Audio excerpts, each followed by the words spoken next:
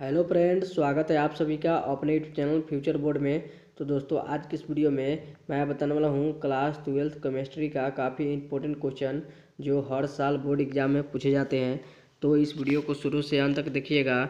इस वीडियो को कहीं से स्किप मत कीजिएगा और इस चैनल पर नए हैं तो चैनल को सब्सक्राइब कीजिएगा और वीडियो को लाइक जरूर कीजिएगा। तो चलिए स्टार्ट करते हैं आज का वीडियो।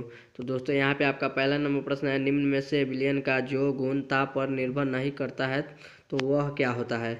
आपका क्वेश्चन है, निम्न में से विलयन का जो गुण ताप पर निर्भर नहीं करता है तो वह क्या होता है। तो याद रखिएगा क्या होता है, तो मूलता होता है। क्या होता है, तो मूलता होता है, जो कि यहाँ पे आपका बी ऑप्शन राइट आंसर होगा।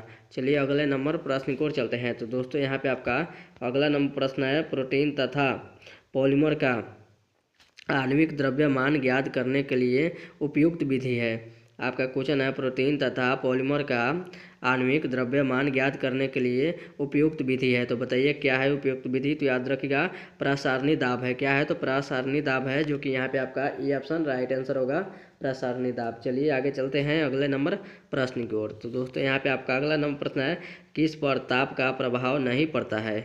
आपका क्वेश्चन है, किस पर ताप का प्रभाव नहीं पड़ता है। तो याद रखिएगा मूलतः एवं मूल प्रभाज का नहीं पड़ता है। किसका पर नहीं पड़ता है, तो मूलतः एवं मूल प्रभाज का नहीं पड़ता है, जो कि यहाँ पे आपका बी ऑप्शन राइट आंसर होगा, याद रखिएगा।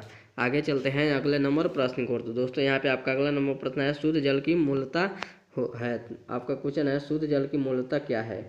बताइए कमेंट करके, शुद्ध जल की मूलता क्या है। तो याद रखिएगा 55.55 है। क्या है, तो 55.55 है, जो कि यहाँ पे आपका सी ऑप्शन राइट आंसर होगा। आगे चलते हैं अगले नंबर प्रश्न की ओर। तो दोस्तों, यहाँ पे आपका अगला नंबर प्रश्न है, हेनरी। आपका क्वेश्चन है, हेनरी के स्थिरांक केंच मान है। तो बताइए कितना है। आपका क्वेश्चन है, हेनरी के स्थिरांक केंच का मान कितना है। तो याद रखिएगा केंच का मान कितना है, तो तापमान में वृद्धि के साथ बढ़ता है। क्या है, तो तापमान में वृद्धि के साथ बढ़ता है, जो कि यहाँ पे आपका ए ऑप्शन राइट आंसर होगा। चलिए अगले नंबर प्रश्न की ओर चलते हैं। तो दोस्तों, यहाँ पे आपका अगला नंबर प्रश्न है, किसी विलयन के आपका क्वेश्चन है, किसी विलयन के प्रसारण दाब को निम्न में से किसके द्वारा बढ़ाया जा सकता है। आपका क्वेश्चन है, किसी विलयन के प्रसारण दाब को निम्न में से किसके द्वारा बढ़ाया जा सकता है। बताइए कमेंट करके किसके द्वारा बढ़ाया जा सकता है। तो याद रखिएगा विलेय अणुओं की संख्या को बढ़ाकर बढ़ाया जा सकता है। आपका क्वेश्चन है, विलेय अणु की संख्या को बढ़ाया जा सकता है, जो कि यहाँ पे आपका answer B option right answer होगा। चलिए आगे चलते हैं अगले नंबर प्रश्न की ओर। तो दोस्तों, यहाँ पे आपका अगला नंबर प्रश्न है, नीचे दिए गए पदार्थों में से किसके द्वारा न्यूनतम वाष्प दाब उत्पन्न होता है। आपका क्वेश्चन है, नीचे दिए गए पदार्थों में से किसके द्वारा न्यूनतम वाष्प दाब उत्पन्न होता है। बताइए कमेंट करके किसमें उत्पन्न होता है। तो याद रखिएगा पारा में उत्पन्न होता है। किसमें होता है, तो पारा में उत्पन्न होता है, जो कि यहाँ पे आपका डी ऑप्शन राइट आंसर होगा। आगे चलते हैं अगले नंबर प्रश्न की ओर। तो दोस्तों, यहाँ पे आपका अगला नंबर प्रश्न है, सफ़ेद फास्फोरस की संरचना है। तो बताइए क्या है। आपका क्वेश्चन है, सफ़ेद फास्फोरस की संरचना है, तो क्या है। तो याद रखिएगा क्या है, तो समतीव, यहाँ पे आपका समतीव संलिकाएँ, जो कि यहाँ पे आपका सी ऑप्शन राइट आंसर होगा। चलिए अगले नंबर प्रश्न की ओर चलते हैं। तो दोस्तों, यहाँ पे आपका अगला नंबर प्रश्न है, नाइट्रोजन किस परास तक भिन्न ऑक्सीजन अवस्था दर्शाता है। आपका क्वेश्चन है, नाइट्रोजन किस परास तक भिन्न ऑक्सीजन दर्शाता है। तो बताइए कमेंट करके किस अवस्था में दर्शाता है। याद रखिएगा किस अवस्था में दर्शाता है, तो -3 से +5 के अवस्था में दर्शाता है, जो कि यहाँ पे आपका ए ऑप्शन राइट आंसर होगा। आगे चलते हैं अगले नंबर प्रश्न की ओर। तो दोस्तों, यहाँ पे आपका अगला नंबर प्रश्न है, कार्बन अपचयन विधि से निष्कर्षित किया जाता है। आपका क्वेश्चन है, कार्बन अपचयन विधि से निष्कर्षित किया जाता है। तो बताइए कमेंट करके इसका आंसर क्या होगा। तो एफई के द्वारा निष्कर्षित किया जाता है, जो कि यहाँ पे आपका सी ऑप्शन राइट आंसर होगा। आगे चलते हैं अगले नंबर प्रश्न की ओर। तो दोस्तों, यहाँ पे आपका अगला नंबर प्रश्न है, गुरुत्व पृथ्वीकरण विधि से सांद्रित किया जाता है। आपका क्वेश्चन है, गुरुत्व पृथ्वीकरण विधि से सांद्रित किया जाता है। तो बताइए कमेंट करके इसका आंसर क्या होगा। याद रखिएगा हेमेटाइट को सांद्रित किया जाता है। किसके द्वारा सांद्रित किया जाता है, तो हेमेटाइट को द्वारा सांद्रित किया जाता है, जो कि यहाँ पे आपका बी ऑप्शन राइट आंसर होगा। आगे चलते हैं अगले नंबर प्रश्न की ओर। तो दोस्तों यहाँ पे आपका अगला नंबर प्रश्न है, डीएनए संरचना में एडेनिन एवं थायमिन के बीच हाइड्रोजन बॉन्ड की संख्या कितनी होती है। आपका क्वेश्चन है, डीएनए संरचना में एडेनिन एवं थायमिन के बीच हाइड्रोजन बॉन्ड की संख्या कितनी होती है। तो याद रखिएगा कितनी होती है, तो 2 होती है। कितनी होती है, तो 2 होती है, जो कि यहाँ पे आपका बी ऑप्शन राइट आंसर होगा। आगे चलते हैं अगले नंबर प्रश्न की ओर। तो दोस्तों यहाँ पे आपका अगला नंबर प्रश्न है, निम्नलिखित में कौन सल्फाइड अयस्क है। आपका क्वेश्चन है, निम्नलिखित में कौन सल्फाइड अयस्क है। बताइए कमेंट करके कौन है।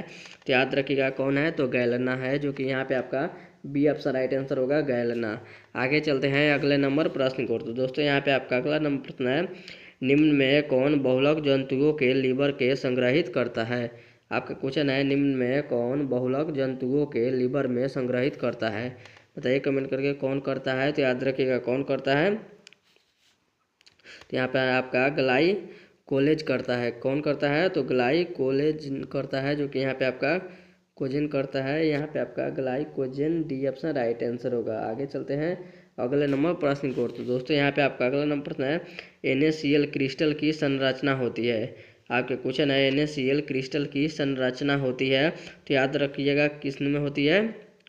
तो यहाँ पे आपका फलक क्रेडिट होगा। किसने होगा, तो फलक क्रेडिट होगा, जो कि यहाँ पे आपका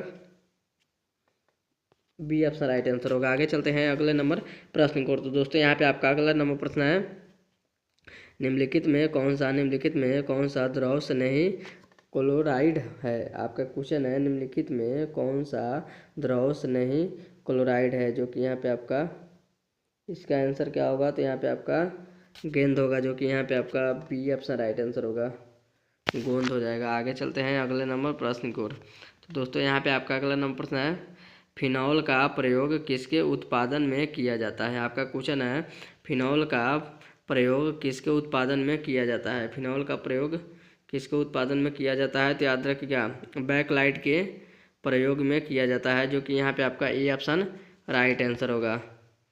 चलिए अगले नंबर प्रश्न की ओर चलते हैं। तो दोस्तों यहाँ पे आपका अगला नंबर प्रश्न है, पॉलीथीन एक बहुलक है। आपका क्वेश्चन है, पॉलीथीन एक बहुलक है। तो बताइए कमेंट करके इसका आंसर क्या होगा। तो याद रखिएगा एथिन का बहुलक है। किसका बहुलक है, तो एथिन का बहुलक है, जो कि यहाँ पे आपका बी ऑप्शन राइट आंसर होगा। चलिए अगले नंबर प्रश्न की ओर चलते हैं। तो दोस्तों यहाँ पे आपका अगला नंबर प्रश्न है, पहाड़ों पर जल का व्यथनांक कम हो जाता है क्योंकि। आपका क्वेश्चन है, पहाड़ों पर जल का व्यथनांक कम हो जाता है क्योंकि। बताइए किसके कारण से कम हो जाता है। तो याद रखिएगा वहाँ का अनुमंडलीय दाब कम है। आपका क्वेश्चन है, पहाड़ों पर जल का व्यथनांक कम हो जाता है क्योंकि वहाँ का वायुमंडलीय दाब कम है, इसलिए वहाँ पे कम हो जाता है। यहाँ पे आपका ये ऑप्शन राइट आंसर होगा। आगे चलते हैं अगले नंबर प्रश्न की ओर। तो दोस्तों यहाँ पे आपका अगला नंबर प्रश्न, निम्नलिखित में कौन रंगीन होता है। आपका क्वेश्चन है, निम्नलिखित में कौन रंगीन होता है। याद रखिएगा निम्नलिखित में कौन रंगीन होता है। तो NO2 होता है, NO2 होता है, जो कि यहाँ पे आपका बी ऑप्शन राइट आंसर होगा। और ये था आपका वीडियो का लास्ट क्वेश्चन। उम्मीद करते हैं वीडियो आप सभी को बहुत ही अच्छा लगा होगा। तो इस वीडियो में जाते जाते इस वीडियो को जरूर एक लाइक कर दीजिएगा और चैनल पर नए तो चैनल को सब्सक्राइब जरूर कीजिएगा। तब तक मिलते हैं अगले वीडियो में। तब तक bye bye, thank you for watching. मिलते हैं अगले वीडियो में।